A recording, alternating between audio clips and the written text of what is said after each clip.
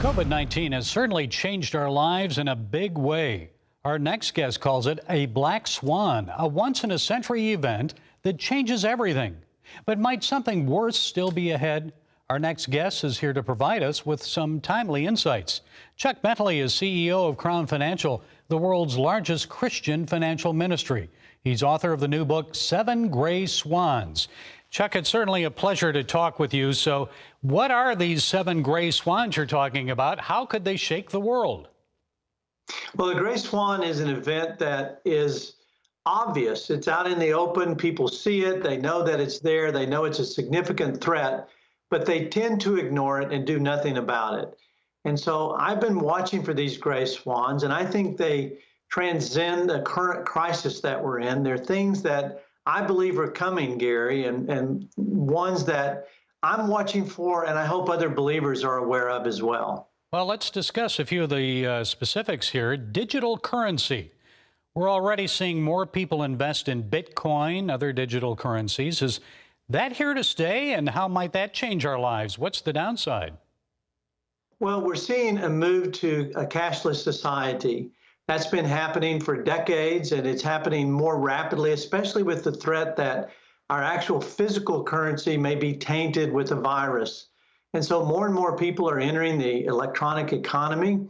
And over time, the Bible warns that ultimately the Antichrist will control the world through the economy. And so I think we need to be aware that it's moving that direction rapidly and to do our part to be prepared for that. It doesn't mean we shouldn't own Bitcoin. It doesn't mean that we need to hoard gold and cash, but it does mean we need to be wise and prepared. Well, also, many Democrats like AOC and Bernie Sanders would like to see a guaranteed basic income for most Americans. Now, people seem to like their stimulus checks, but I don't think you believe the nation can afford for the government to keep giving people money. Well, I don't believe in universal basic income. That means that all of us would receive a monthly stipend or some form of support, regardless of any qualification. That's what's happening during the stimulus, and those type of programs are very hard to stop.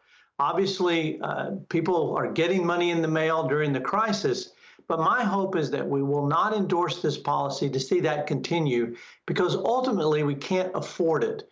It would be like, eating sugar for your diet. It feels good for a little while, but it doesn't do good in the long term. Do we ever get out of this debt? I mean, the national debt, we're closing in on $30 trillion. No, I don't think we do. And I think that we're entering a period called modern monetary theory, where we're putting into practice the idea that our debt doesn't matter. Now, that's completely unorthodox with all of economic history. But there are people who are in positions today causing this debt to rise who believe that it really doesn't matter, that we can go on printing money indefinitely. You're correct. We're into trillions and trillions of dollars worth of debt right now. And I personally don't think we'll pay it back. I think we're going to see other painful options that are forced upon us if we continue to do or to practice modern monetary theory. What is that? I mean, inflation or?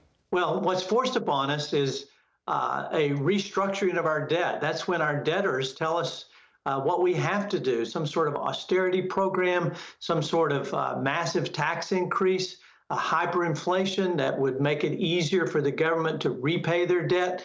Those are all bad options. Those are options that we don't want to get to.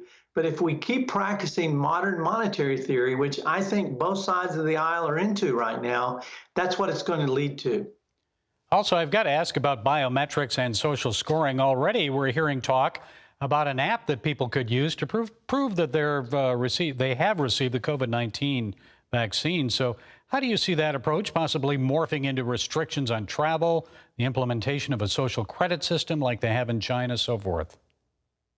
Well, we're seeing it already developing in the private sector. Right now, if I take an Uber, not only do I evaluate the driver, but the driver evaluates me. And a private company could vote me out of their system. We're seeing that in social media right now. And that's a form of social scoring. And social scoring is very dangerous for our freedom. It's very dangerous not only for free speech, but even getting things like a tax refund, being able to travel, being able to have access to certain properties or buildings or museums, I think it's coming. I think it's one we all need to have a heightened awareness of, and to be very careful about supporting the things that allow ultimate control over our free speech. So, biblically, how should we respond then? How can we protect our families, our money, our investments? Well, the Bible says we should be prudent, and prudent is sort of a lost word in our culture today. It means charting a right path to the right destination. It's not a knee-jerk reaction, and it's not a paralysis. It's taking the proper action. I've written a book about it because there's no simple answer. We obviously need to diversify our investments. We need to get out of debt. We need to increase our savings. We need to increase our ability to persevere through what I think are going to be turbulent times ahead, Gary.